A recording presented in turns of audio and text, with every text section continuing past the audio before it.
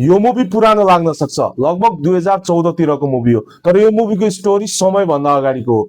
मुभीको story start हुन्छ एउटा time travel मिसनबाट, तर मुभी अन्तिमसम्म आइपुग्दाखेरि यस्तो टर्न लिन्छ नि मुभीले, तपाईको दिमागलाई यति कन्फ्युज गराउँछ, तर मुभीको इन्ड आइपुग्दाखेरि सबै बुझिसकेपछि मुभी चुम्मेश्वरी लाग्छ।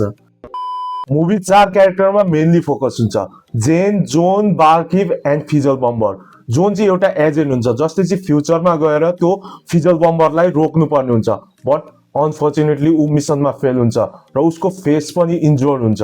रिकभर पछि उसले यस्तो मिस्टिरियस बार्किभलाई भेट्छ, त्यो मान्छेले आफ्नो लाइफ स्टोरी सुनाउन थाल्छ, तर त्यो लाइफ स्टोरी नर्मल हुँदैन। जति स्टोरी अगाडि बढ्दै जान्छ त्यति नै एजेन्टको मिसन र त्यो मान्छेको पास्ट स्ट्रेन्जर तरिकाले कनेक्ट हुन थाल्छ। मानौ त्यो बार्किभले नै एजेन्टको जिन्दगी जिए जस्तो।